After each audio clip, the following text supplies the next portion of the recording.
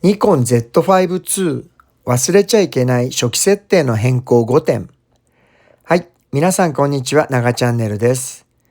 新品のカメラには初期設定のままでは使いにくいところがあります。そこで真っ先に変更しておくべき重要な設定5点を紹介していきます。はじめに充電問題。1点目、カードなしレリーズ。2点目、内蔵 AF 補助口。3点目、イメージセンサークリーニング。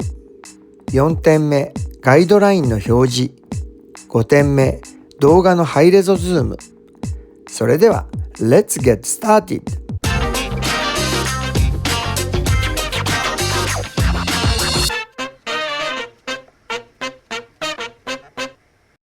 ながチャンネル。はじめに充電問題。EU の USB-C 規制が施行されてから4ヶ月が経ちました。その間に各メーカーから新品のミラーレス機が何機種も発売されているので、充電問題もそろそろ終わりかなと思っていたのですが、ニコンの Z5-2 が発売されると、SNS に充電器くらいつけてほしいという書き込みがあり、3時間ほどでいいねが10個もついていました。充電器を同梱する場合は EU の規制があり、充電器ありと充電器なしの2種類のパッケージを用意し、外箱に表示して販売しなければなりません。そのため今はどのメーカーも充電器を同梱していません。付属のバッテリーは充電量が少なく、そのままではカメラに入れても電源は入りません。27W 以上のUSB パワーデリバリーに対応した AC アダプターを別途用意し、充電する必要があるので注意してください。1点目、カードなしレリーズ。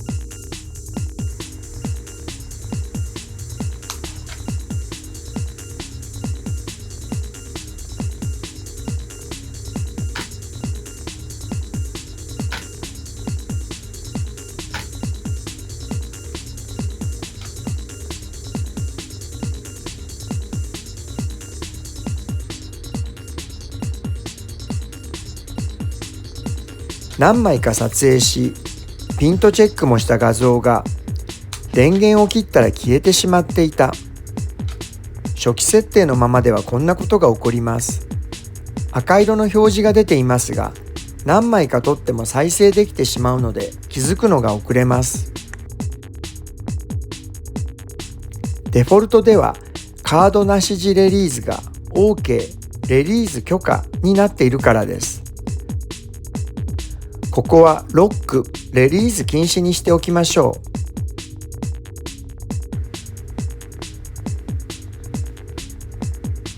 シャッターが切れなくなるのですぐにわかります。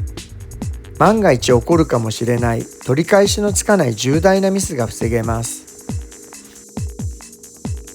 2点目、内蔵 AF 補助口。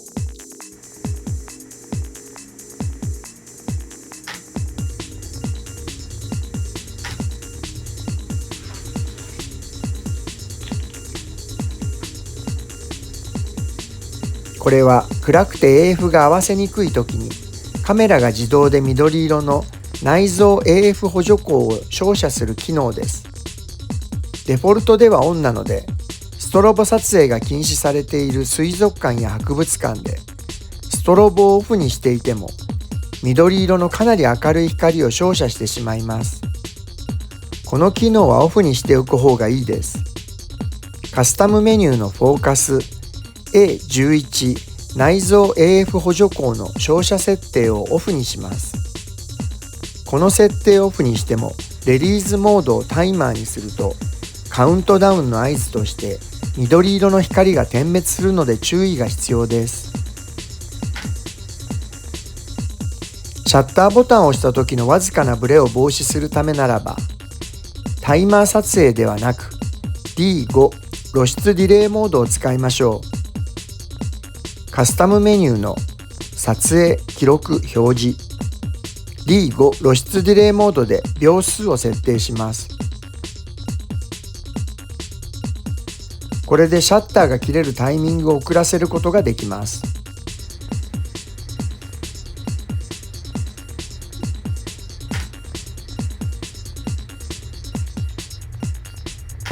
緑色の光も出ません。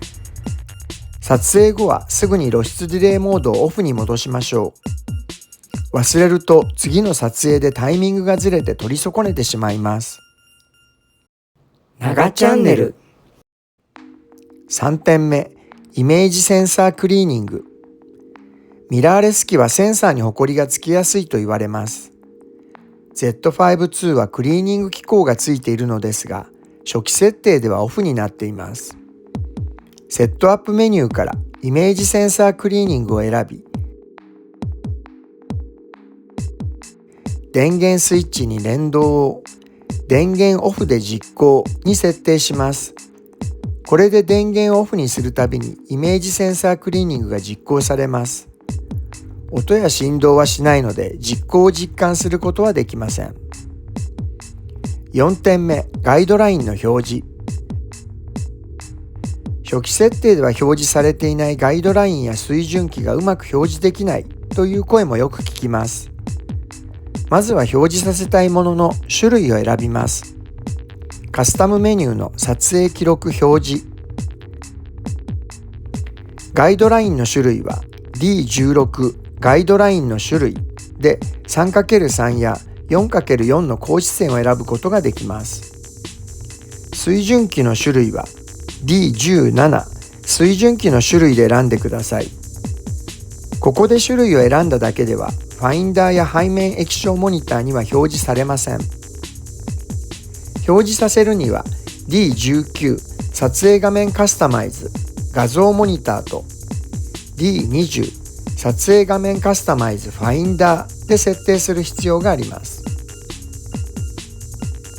画面1から画面5までチェックマークが入っています。これは撮影時にディスプレイボタンを押すことで順番に切り替えることができます。一つの画面にガイドラインと水準器を同時に表示させるためには、画面1の状態でマルチセレクターの右を押します。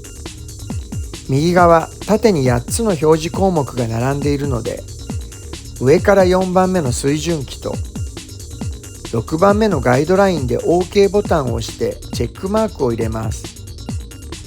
これで画像モニターにガイドラインと水準器も表示されるようになります。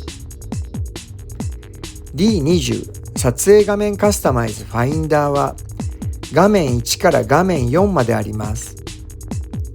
画面1の状態でマルチセレクターの右を押すと、右側、縦に7つの表示項目が並んでいます。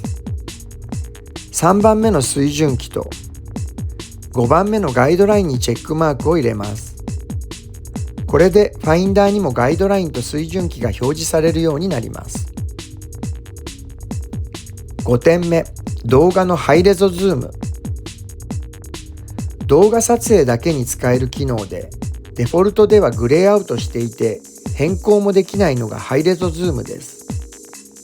初期設定の 4K 動画では使えない機能です。フル HD で十分という方は、画像サイズフレームレートを 1920×1080 30p 以下に設定してください。